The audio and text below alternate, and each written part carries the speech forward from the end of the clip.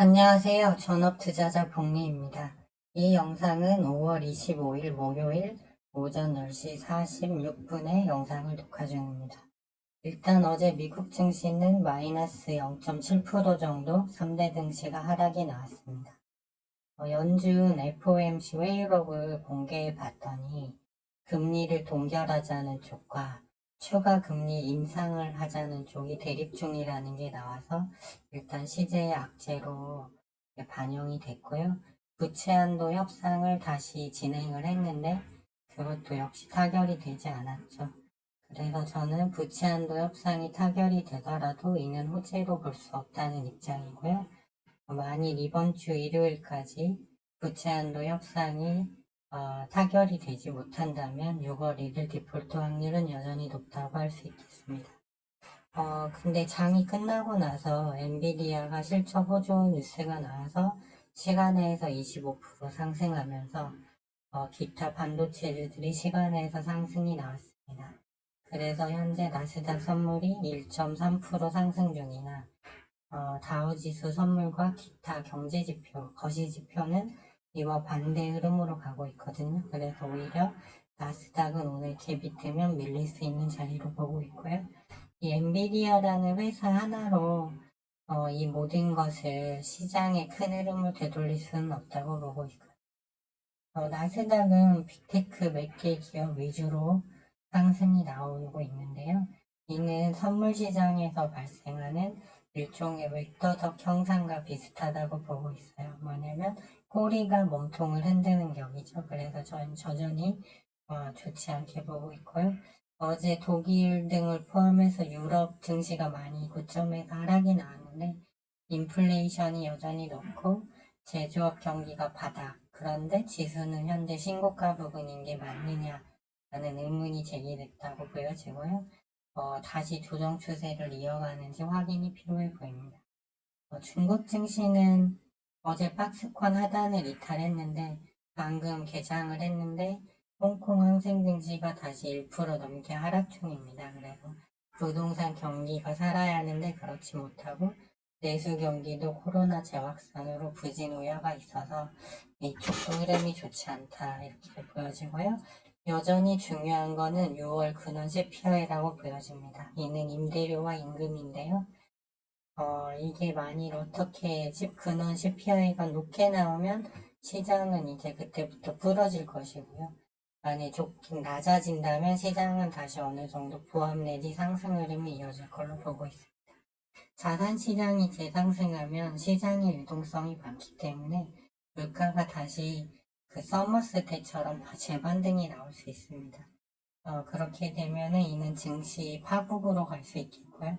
결국 어떤 식으로든 지금 시장에 풀려있는 유동성이 줄어야만 하겠습니다.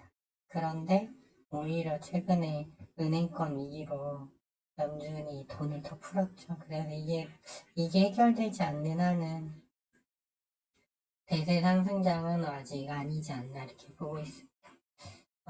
결국 주식은 기업 실적과 경기가 좋아야 화랑기어에 올라가는데 과연 그런 공식이 지금 성립하는 구간인가라는 의문점을 가져보고요. 내려가기 전에 있는 잠시 반등은 아닐까라는 의문도 충분히 가져볼 만한 자리 같습니다. 하지만 시장이 하락하더라도 걱정할 필요는 전혀 없습니다. 그 이유는 비트코인 선물 하방 베팅이라는 훌륭한 상품이 있고 또 나스닥 선물이 하락하는 거에 3배의 수익을 낼 수 있는 SQQQ도 있고요. 그 다음에 해칭 종목이라는 것도 있습니다. 시장이 하락할 때 오르는 종목. 그렇기 때문에 시장이 내리든 오르든 수익을 낼 수 있어야만 이 시장에서 살아남을 수 있겠습니다. 따라서 서두르지 말고 차분히 대응하면 된다고 보고 있습니다. 투자라는 것은 이렇게 너무 뜨거운 심장을 가지고 하면 안 되고요. 평온한 마음 속에서 여러 자료를 취합해서 객관적으로 해야 된다고 보고 있습니다. 일단은 국내 증시를 보면 코스피는 상봉자리라고 말씀을 드렸고 60분 봉상 이 자리 깨지면 2,500까지 밀릴 수 있는 자리라고 말씀드렸는데 오전에 엔비디아 효과로 인한 반도체주들이 좀 갭을 떠나가서 좀 버티는 척 하더니 결국은 일단 깨져 있죠. 그다음에 코스닥을 한번 보시면 코스닥도 살짝 깨졌죠. 그래서 만일 엔비디아가 아니었다면 제 생각에는 여기 더 하락률이 컸을 텐데 일단 그런 흐름으로 보고 있고요. 일단 선물 차트를 보시면 요즘은 선물이 중요한데 오늘 외국인이 선물을 8천억 정도 매도하고 있어요. 그래서 이 5일선을 타고 선물이 올라왔기 때문에 코스피도 같이 올라왔는데 지금 일단 5일선 살짝 깼다가 꼬리 달고 있지만 미국장 흐름이 좋지 않다면 언제든지 다시 내려올 수 있는 자리로 보고 있습니다. 외국인은 오늘 1,700원, 코스피는 여전히 사고 있어요. 다행스럽게 하지만 코스닥은 6,500원 지금 매도 중에 있습니다. 그래서 일단은 미국장이 중요해요. 미국장 내리면 우리도 내리는데 그런 상황에서 일단 저는 좀 좋지 않게 보고 있고요. 오늘 보시면 2차전지 약세 추세 이어가고 있고 자동차, 기아, 현대차 약세, 그다음 엔터 약세. 반도체는 엔비디아 때문에 오르다가 이제 다 그냥 음봉전환 했죠. 그래서 강하지 못하고 이제 엔비디아가 오른 게 AI 반도체 관련이다 보니까 인공지능 쪽 몇 종목 좀 오르지만 약한 흐름. 그다음에 이제 중국 코로나 때문인지 바이오 조금 움직이는 선이고요. 해칭 테마에서는 어제 흐름이 좋았던 사료주 이유도 없이 해칭이라 올랐는데 이제 고점 저항 라인 가니까 약해지고 있어요. 그래서 저는 시장이 여전히 강하지 못하다고 보기 때문에 히토류 테마를 계속 들고 가고 있습니다. 먼저 종목을 보시면 유니온 머티리얼은 5월 초에 사서 계속 가져가고 있는데 마이너스 30%에서 현재 13.3%까지 손실률이 줄었습니다. 근데 보시면 120분 봉상 이제 5,200원 마지막 저항 라인을 이 자리에서 3번 못 뚫었거든요. 하지만 근데 여기가 돌파가 되면 충분히 6,000원까지 갈 수 있고 일봉상으로도 신용 많이 줄면서 지금 여기 하단에서 21선에서 자리를 잡고 있는 좋은 모습이에요. 분봉상으로도 일단은 하락 추세를 멈추고 정배열이 됐다. 그래서 계속 들고 갈 생각이고요. 사실상 갈 수 있는 시장이 외국인이 아까 보셨다시피 코스피를 그렇게 많이 매도하고 있지 않기 때문에 일단은 하락 속도가 크지는 않을 거예요. 만일 이게 진짜 대세 하락을 가기 전에 그런 자리라고 하면 어느 순간에 이제 가속도가 붙겠지만 아직은 그런 자리가 아니라서 해칭 테마가 갈 수 있는 자리라고 보는데 지금 사료 아니면 히토류인데 히토류 쪽이 거의 2주 넘게 조정을 받았기 때문에 이제 충분히 갈 수 있는 자리라고 보고 있고요. 삼화전자는 지난주에 매수해서 지금 보유 4일차인데 역시 일봉상 21선까지 다 왔습니다.